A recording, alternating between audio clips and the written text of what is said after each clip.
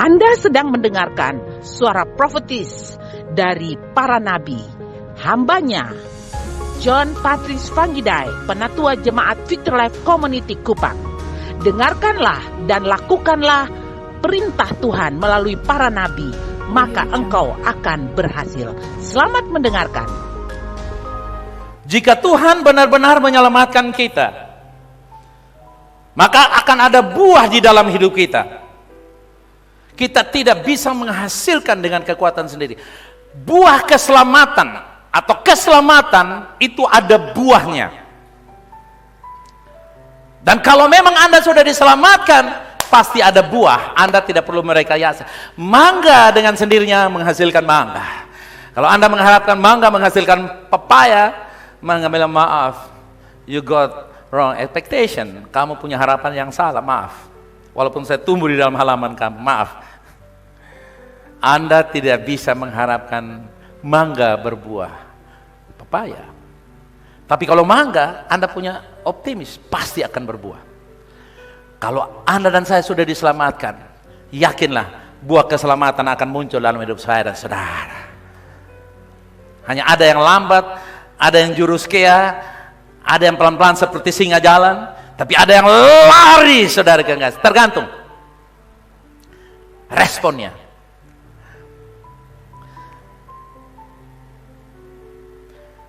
Saudara, percayakah Anda bahwa Tuhan tidak punya cucu? Yang cucu Tuhan katakan amin. Tidak amin. Oke, pertanyaan berikut. Yang cucu Nabi katakan amin. Tidak juga. Yang Habib katakan amin. Tidak juga. Yang anak Tuhan katakan amin. Oh, berarti semua anak Tuhan. Dengan kata lain, bahwa Anda tidak otomatis jadi anak Tuhan sekalipun ayahmu seorang penatua atau pendeta atau pastor. Masing-masing orang harus berurusan dengan keselamatan, dengan pengampunan itu. Ada kata amin yang luar biasa? Haleluya. Di dalam 1 Yohanes 2 ayat 19, memang mereka berasal dari antara kita, tetapi mereka tidak sungguh-sungguh termasuk kita. Sebab jika mereka sungguh-sungguh termasuk pada kita, niscaya mereka tetap bersama-sama kita. Tetapi hal itu terjadi supaya menjadi nyata bahwa tidak semua mereka sungguh-sungguh termasuk pada kita. Di 1 Yohanes 2 ayat 19 ini, yaitu berbicara tentang orang percaya yang jatuh, tidak dibiarkan jatuh, tapi dia akan dipulihkan kembali. Ya. Bukan berarti jatuh aja nanti Tuhan pulihkan. No. Tidak dimaksudkan seperti itu. Tapi kalau ada kejatuhan, percayalah, Allah tidak akan membiarkan engkau hancur lebur. Haleluya. Karena engkau ditebus dengan darah yang super amat sangat mahal. Katakan amin. Karena orang yang benar jatuh, dia akan dibangkitkan, dia akan dipulihkan. Hanya manusialah, hanya organisasilah yang menentukan. Engkau salah, engkau resign. Nah, bayangkan kalau kita salah, Tuhan resign kita dari surga. Oh my God. Hanya organisasi. Belakangan ini saudara dengar, pendiri-pendiri gereja besar di Amerika, di Australia, mereka lagi resign. Salah SMS, salah ini, salah itu. Oke, itu baik, itu oke. Tapi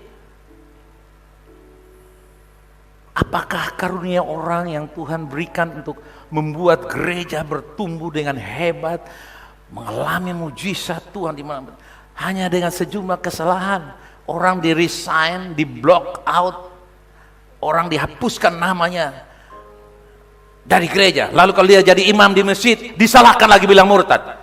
Di dalam gereja dia ditolak. Lalu orang datang di vihara, bilang dia murtad.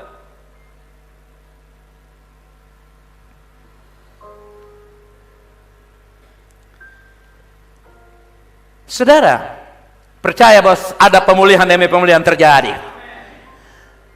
Anda tahu bahwa asal mula penyakit itu berasal dari dosa Adam, bukan? Bukan dosa saudara, dosa Adam. Tetapi Anda harus tahu bahwa penyembuhan itu ada hubungan dengan pengampunan.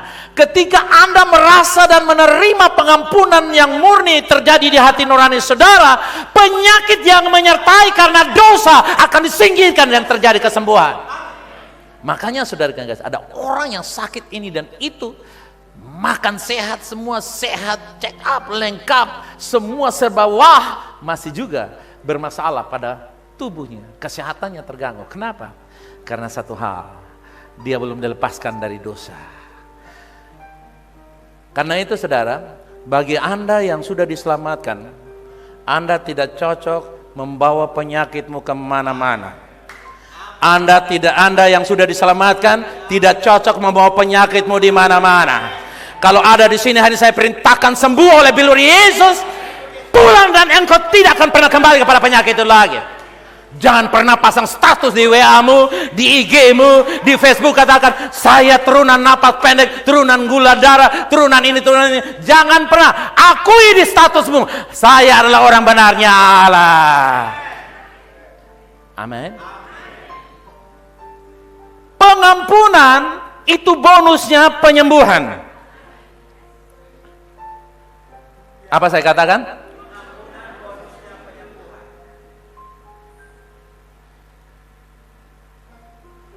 Lalu kenapa dia tidak sembuh? Karena konsep pikirannya masih salah.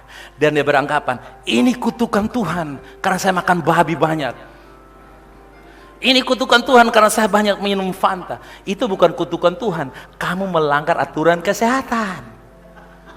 Tapi kalau kamu makan sedikit-sedikit tidak apa-apa. Tapi kalau sedikit-sedikit banyak, ya jadinya banyak. Tahu makan, tahu membersihkan. Coba katakan demikian. Seperti tahu berbuat dosa, tahu minta ampun. Nah, banyak orang tahu berbuat dosa, tahu minta ampun, tapi makan lemak habis tidak tahu menyelesaikannya apa. Sehingga makan enak, tapi tidur terganggu. Tidur terganggu karena makan tidak enak. Jadi saudara yang kasih, dengar baik-baik bahwa Efesus 1 ayat 7 berkata, di dalam Dia kita beroleh penebusan oleh darahnya. Katakan amin. Katakan, dalam Kristus saya mendapatkan penebusan oleh darahnya. Menurut kekayaan kasih karunia-Nya. Nah, sekarang saya tanya saudara, kalau saya kasih uang saudara terbatas, mungkin 1.000, 2.000, karena saya tidak punya banyak. Bahkan saya tidak punya apa-apa, saya ini tidak ada apa-apa. Yang ada itu sana pegang. Saya mesti kasih masuk proposal. Dan saya tidak, jangan kasih saya uang dulu. Minta maaf, urusan saya di sana bukan di sini, di sana. Ya. Karena di sana yang pegang semuanya. Saya nggak punya apa-apa. Saya nggak punya. Tapi kalau saudara ada pengampunan, ada kekayaan kasih karunia-Nya, dosa macam apapun dibereskan saudara dengan kekayaan kasih karunia-Nya. Hanya kadang, hanya apa saudara? Hanya kadang, naik lagi sedikit, hanya sering kadang-kali ya. Apa? Sering kadang-kali, kasih hilang sering dan itunya banyak kali, apa? Dan sering sekali kita menghitung-hitung kesalahan orang. Entah suami, entah istri, entah mertua, entah besan, entah siapapun dia. Termasuk saya juga. Kita kalau ini orang buka file dalam hati paling cepat. Lu ingat 2 tahun yang lalu dia son pilih selalu. Lu ingat sana waktu lu ajak dia datang kumpul, dia son datang kumpul. Lu masih ingat dia injak lubung kaki baru dia bilang, maaf ya kaki kau di atas, saya kaki ada di atas, di bawah. Lu lihat sana waktu dia lihat selalu dia banting muka baru dia angkat dia rambut lagi begini le. File kesal, padahal hanya goyang-goyang, kok dia pun leher yang sakit. Orang yang goyang leher, kau yang sakit hati. Berhenti ikut drakor orang lain. Haleluya. Amin. Kita banyak kali, apa saudara? Bukan sering kali, bukan kadang kali, banyak. Nah sekarang hari ini roba banyak kali menjadi sekali-kali. Sekali-sekali saya hitung kesalahan suami. Pak punya makan terlalu banyak, Pak kasih turun sedikit lagi. Papa punya sindiran itu sindiran yang mendatangkan duka cita yang mendalam. Jangan bilang mendatangkan kejengkelan yang mematikan, jangan. Sukacita yang mendalam. Oh begitu kok sayang, jangan pakai sayang, oh begitu saja. Maka terjadilah proses-proses pemulihan demi pemulihan. Hitung kesalahan. Tetapi bukan berarti saudara yang kasih, karyawan yang memberontak, yang salah, yang petabak, yang malas, saudara mengampuni dia. Ampuni dia tapi jangan kasih dia job. Suruh dia duduk diam tenang dengan hormat di situ. Kalau dia sudah rapi-rapi 3 bulan, kasih dia jawab lagi sedikit-sedikit sampai dia jadi mulus dan baik, dan besok-besok dia jadi pemimpin yang bertanggung jawab. Amin. Itu cara Tuhan. Jadi saudara lihat di sini, Tuhan mengampuni kita tidak berarti saudara yang kasih kita lenggang kangkung di rawa-rawa. Tuhan menjamin bahwa dia mengampuni dengan segala kekayaan kasih karunia-Nya. Hanya manusia yang bikin penalti. Hukuman mati. Hukuman mati, hukuman gantung. Tiap kali saya lihat kau, saya gantung kau. Saya gantung kau di internet, saya gantung kau di Facebook, saya gantung kau di Instagram. Itu paling mengerikan. Jadi saudaraku yang kekasih, katakan, saya menerima pengampunan dari kekayaan kelimpahan kasih karunia. 2, 3, katakan. Yes. Ketika Yesus mati di kayu salib, semua dosa kita, dosa lalu 2000 tahun yang lalu, dosa-dosa akan datang. Kecuali kamu umur 2001 tahun. Dosamu tidak akan diampuni. Ada yang umur 2001 tahun? Saya kak, kapan? Saya lahir tahun 2001. Maksud saya bukan lahir 2001 tahun. Umur 2001 tahun. Kalau ada manusia yang sampai sekarang berusia 2001 tahun, pengampunan Yesus tidak terjadi atas dia. Tapi selama kamu umur 100 tahun, 200 tahun, apalagi yang 50-60 tahun, terlalu dapat diampuni. Haleluya. Amin. Dosa kemana? Katakan, dosa masa lalu, hari ini, dan akan datang, telah diampuni. Pengertian seperti ini akan menjadikan kita berhati-hati. Jadi Tuhan menciptakan waktu dan dia berada di luar waktu. Salib, Yesus Kristus juga berada di luar waktu.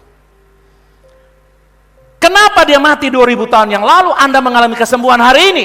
Karena salib tidak dibatasi oleh waktu. Kuasa salib dapat bekerja kapan saja, di mana Anda percaya, kuasa kesembuhan, kelepasan terjadi, kemakmuran, keberkatan terjadi. Katakan, saya percaya kuasa salib. Katakan, yes. Dia mati untuk semua orang di masa lalu dalam perjanjian lama, dan semua orang yang akan datang di masa depan. Katakan amin. Jadi Tuhan mengoreksi kita ketika kita salah. Dia mengoreksi orang-orang yang dikasihinya. Tapi Tuhan punya cara yang banyak untuk mengoreksi kita tanpa mengutuk kita.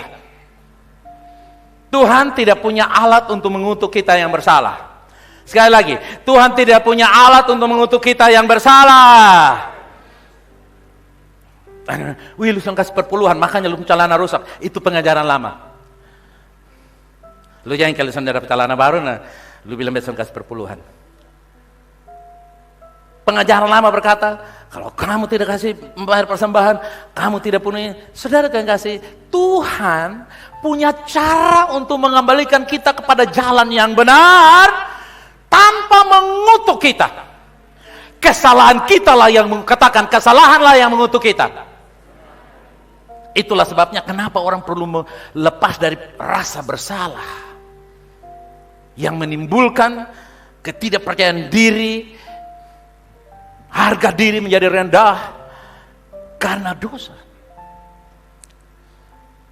Kemarin saudara dengar wawancara oleh seorang perempuan narapidana 10 tahun ketika dia wawancarai oleh Rossi dari TV Kompas. Dia merasa tak berdaya, merasa hina, merasa bersalah. Saya kurang tahu apa, tapi kita dengar dari pendengaran kita, rasa tidak layak masih menguasainya. Dengar, lebih dari penjara manusia, penjara dosa jauh lebih berkuasa. Karena itu berbahagialah, salib melepaskan saya dan saudara. Dan dalam wawancara itu, saudara yang kasih, kalau saudara ikuti wawancara itu, saya aneh. Saya tidak mau seperti Yesus yang menanggung semua dosa manusia. Saya tidak mau menjadi korban hanya menanggung semua dosa partai politik saya. Seperti Yesus menanggung dosa. Jadi dia tidak percaya Yesus, tapi mengakui pengorbanan Yesus untuk seluruh manusia. Itu luar biasa, saudara. Saya percaya orang yang telah ditebus darah Yesus di hatinya, namanya boleh ganti, agamanya boleh ganti, rumahnya boleh ganti, tetapi kenal oleh Allah. Amin. Hanya kita saja yang bilang, dia sulain. Dia juga, lu sulain. Lain dengan lain. Sebenarnya kita tidak lain. Semuanya pernah ditebus oleh darah Yesus. Hanya waktu pemulihan ada yang begitu cepat, ada yang begitu lambat.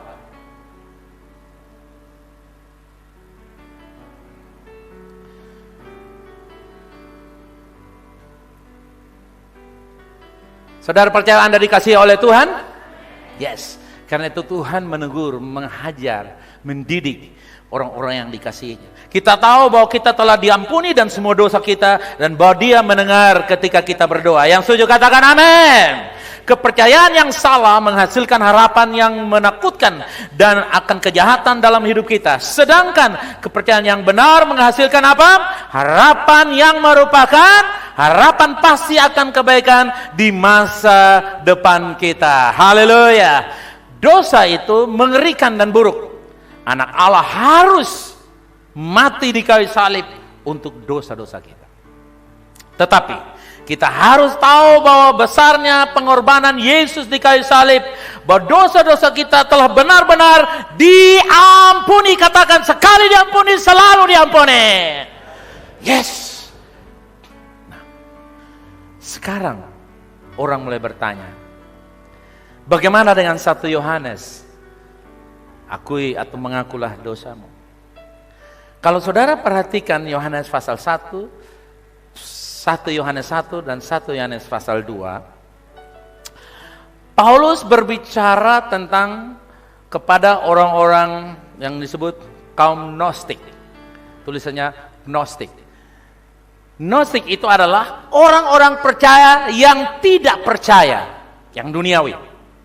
Mereka, Yohanes bilang, kamu yang tidak percaya bahwa sebenarnya dosamu sudah diampuni. Kamu yang tidak percaya. Makanya dia bilang, kalau engkau mengaku dosa, Allah itu setia dan adil. Nah, kenapa ayat itu muncul? Karena mereka tidak percaya. Jadi dia bilang, kalau kamu percaya, minta ampun, dosamu diampuni. Nah, kita tidak akan pernah kehilangan pengampunan Tuhan setelah kita diselamatkan. Posisi kita di hadapan Tuhan selalu benar. Katakan, posisi saya di hadapan Tuhan selalu benar. Amin. Amin. Yes? Betul? Betul. Lukas pasal 7 dikatakan ayat 39 sampai 47. Nanti saudara baca terus di sana. Ada seorang berdosa di rumah Simon. Dan Yesus datang ke sana. Lalu ayat 42, ada 2 orang yang berhutang kepada seorang pelepas utang. Yang seorang berhutang 500 dinar dan yang lain 50 dinar. Ayat 42, ketika mereka tidak sanggup membayar, maka ia menghapus hutang kedua orang itu. Siapakah di antara mereka akan lebih mengasihi dia? Ayat 43, jawab Simon, bilang apa? Aku kira dia yang paling banyak dihapuskan hutangnya. Kata Yesus kepadanya, betul pendapatmu itu. Dan sambil berpaling kepada perempuan itu, ia berkata kepada Simon, engkau lihat perempuan ini? Aku masuk ke rumahmu, namun engkau tidak memberikan aku air untuk membasuh kakiku, tapi dia membasahi kakiku dengan air mata dan menyekanya dengan rambutnya. Engkau tidak mencium aku, tetapi ia sejak aku masuk, ia tiada henti-hentinya mencium kakiku. Engkau tidak meminyaki kepalaku dengan minyak, tapi ia meminyaki kakiku dengan minyak wangi. Ayat 47 baca bersama saya, 2, 3 kuat. Sebab kuat 2, 3. Sebab itu aku berkata kepadamu, dosanya yang banyak itu telah diampuni, sebab ia telah banyak berbuat kasih. Tapi orang yang sedikit diampuni, sedikit juga berbuat kasih. Nah, saudaraku, ini mencurigakan karena kok Simon kenal itu Nona ya? Simon kenal itu Nona. Mungkin biasa entertainment saya bilang, lu datang dong, ada pejabat dari pusat. Saya kurang tahu. Tapi kan aneh, kok orang itu tiba-tiba ada di situ. Sampai Yesus bilang, lu nih beta masuk, padahal lu rumah ada sumur bor, lu sana kasih air kotor cuci kamar. Tapi itu cewek, kata bang, itu cewek, itu Nona, lu lihat tuh, dia parfum, dia masuk rumah kemarin sampai besok masih wangi. Lu lihat tuh. Lalu Yesus kasih tahu kepada dia seorang yang berhutang. Jadi begini, saudara. Orang yang tahu dia banyak diampuni akan banyak mengasihi. Betul, saudara? Amin. Semua telah melanggar 10 perintah. Semua orang melanggar hukum Taurat. Dosa kita besar. Apakah Anda melakukan perzinahan? Yesus berkata, jika Anda menginginkan seorang wanita dalam hati, Anda sudah berdosa. Apakah Anda melakukan pembunuhan? Yesus berkata, jika Anda membenci seorang di dalam hati Anda, maka Anda telah melakukan pembunuhan. Saudara lihat, kita semua sudah diampuni. Dalam cara apapun Tuhan mengampuni kita. Nah, jadi sekarang bagaimana dengan pengampunan? Coba kita melihat dari Roma pasal 4, 6 sampai 8. Seperti juga Daud menyebut, berbahagialah orang yang dibenarkan Allah bukan berdasarkan apa? Perbuatannya. Ayat 7, berbahagialah orang yang diampuni pelanggaran-pelanggarannya dan yang ditutupi dosa-dosanya. Ayat 8, berbahagialah manusia, ganti nama saudara, berbahagialah VLT yang kesalahannya tidak diperhitungkan Tuhan kepadanya. Bayangkan, tidak diperhitungkan Tuhan. Nah, tuduhan itu dia selalu menghitung-hitung kesalahan. Makanya kenapa orang menuduh? Karena ada kesalahan. Maka disebut tuduhan. Yang dituduhkan padanya. Dia menjadi terdakwa karena tuduhan yang dilontarkan. Dengar saudaraku yang kasih, tuduhan dosa Yesus sudah benarkan. Haleluya. Katakan, saya bebas dari tuduhan. Amin. Karena Tuhan sendiri yang berkata.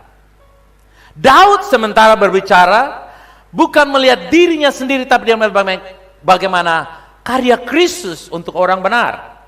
Jadi 1 Yohanes 2 ayat 12 dalam King James Version saya terjemahkan, aku menulis kepada kamu anak-anakku karena dosamu, baca, karena dosamu akan diampuni, karena dosamu diampuni oleh karena namanya. Selama Anda percaya nama Yesus, selama itu dosamu always being forgiven. Selalu diampuni dulu, sekarang, dan selama-lamanya. Nah, saudaraku, ayat ini Paulus sementara berbicara bahwa orang yang diampuni dalam bentuk past present tense. Artinya, dulu katakan, dulu diampuni, sekarang diampuni, dan akan diampuni. Dulu, sekarang, dan akan datang. Kapan? Dulu, sekarang, dan akan datang. Itu yang dimaksudkan 1 Yohanes 2 ayat yang ke-12. Jadi pada zaman Yohanes menulis surat itu, orang mengantar surat, sekarang sudah ada si cepat. Anda online barang, dalam waktu 24 jam, barang bisa datang. Tapi zaman dulu ketika Yohanes menulis surat ini, diperlukan 1 bulan untuk onta mengantar surat itu. Dan Anda bayangkan, sampai surat itu baru mereka baca, dosamu sudah diampuni. Dosa yang kapan? Ini surat tulis dari kapan? Jadi pengertian dosa mau diampuni artinya dulu, sekarang, dan akan datang. Kapan, saudara? Itu yang namanya past present tense. Yang lalu, hari ini, dan akan datang. Nah, Anda mesti tahu ini dan punya keyakinan seperti ini agar kita bisa lompat keluar dari jebak-jebak tuduhan yang membuat kita kehilangan kebahagiaan sementara kita makan 4 sehat 5 sempurna. Ketika kita mengaku dosa kita, kita tidak mengalami pembenaran baru, tapi penerapan pembenaran yang diperbarui. Sekali lagi, perhatikan ini. Ketika kita mengaku dosa, kita tidak mengalami pembenaran baru. Katakan, sekali benar, selama-lamanya benar.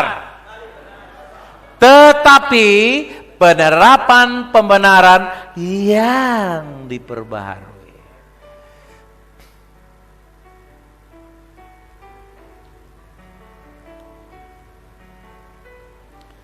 Haleluya. Amen. Itu yang harus kita pahami. Karena banyak orang Kristen merasa kebenarannya sudah usang.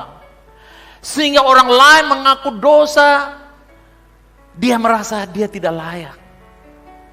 Atau orang lain hidup happy, dia bilang, manusia salah. Kemarin saudara guys, di grup para pendeta rame saudara guys, karena ada satu postingan, entah hamba Tuhan Darman datang, saya baca judul saya tidak percaya. Dia bilang begini, Yesus berkata, 99 hamba Tuhan tidak berkenan semuanya. Dan saya menjawab, kau salah satu, saya tidak di dalamnya. Bayangkan, dia dengar wahyu dari mana? Kok Tuhan bilang semua hamba Tuhan tidak benar semuanya. Dia pakai 99% lagi. Dia pakai survei mana, saudaraku yang kasih? Pertanyaan kepada berapa ribu umat sehingga dia berani putuskan 99%. Sampai kita punya ketua BPD marah sekali. Ini manusia. Siapa yang posting ini? Kembali kepada kebenaran. Anda adalah orang benar. Kemarin, hari ini, dan akan datang kesalahan. Itu tidak berarti Anda merencanakan sebuah kesalahan. Dan Tuhan tahu kalau Anda merencanakan. Dan Tuhan akan mengagalkan dengan cara apapun. Karena Dia mengasihi saya dan saudara.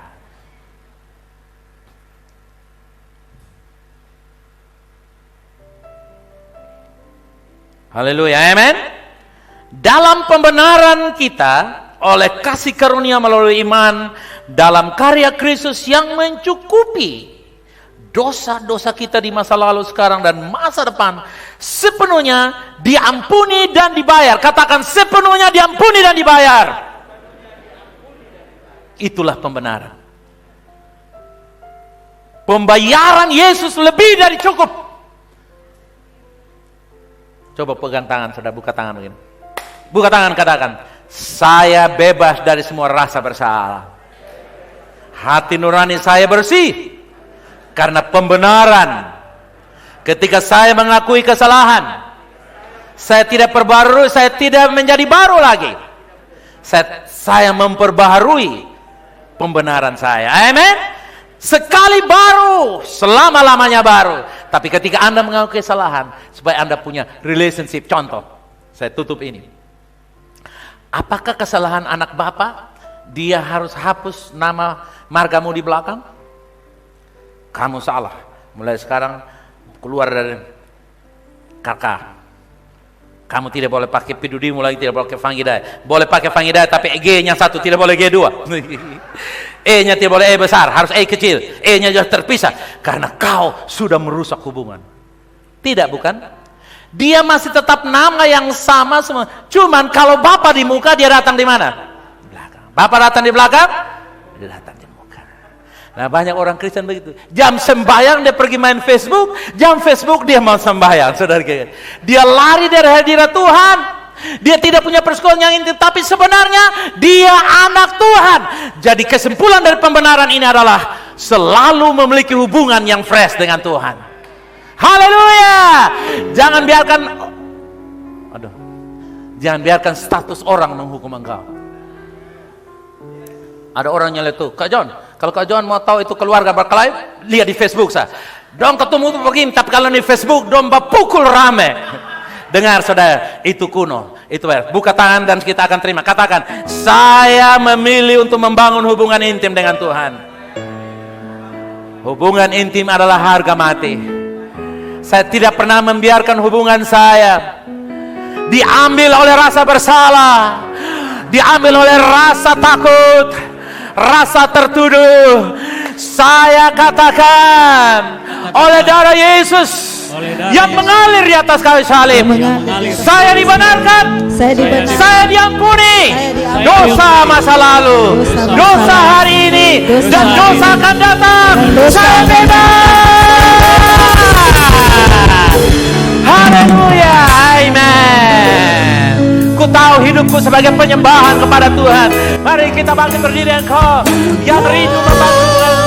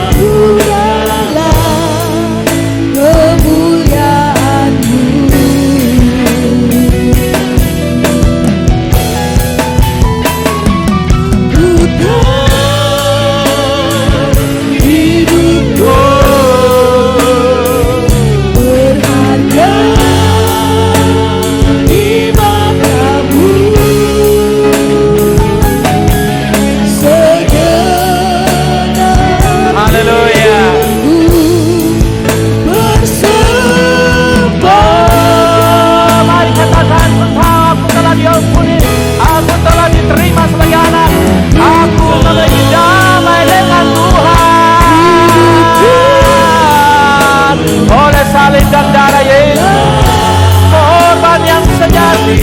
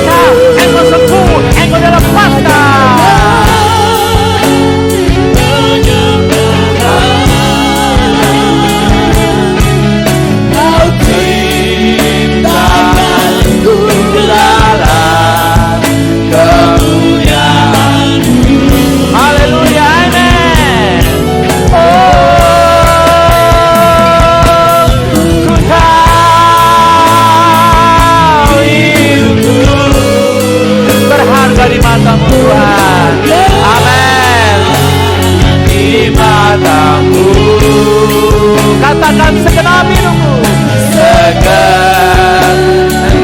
hidup. Katakan segenap hidupku, segenap hidup. One more time, katakan segenap hidup. Persembahkan. Haleluya, thank you Jesus. Ini karena Tuhan, aku persembahkan hidup kami sebagai korban yang hidup.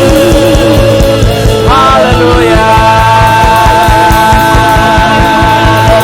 Sorak kemenangan, sorak sukacita, sorak kemerdekaan.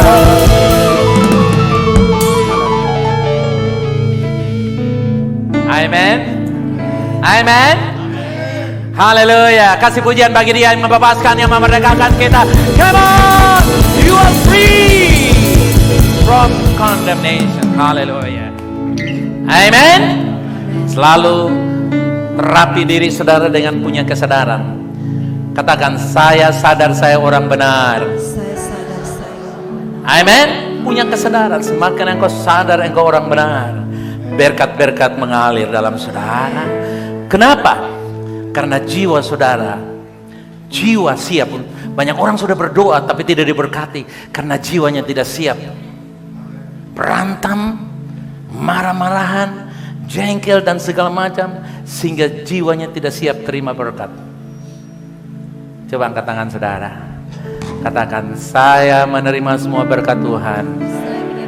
Janji-janji Allah di 2021 sampai 2031, tahun percepatan dan peningkatan supernatural dalam semua arena dan area hidup saya terima dalam nama Yesus.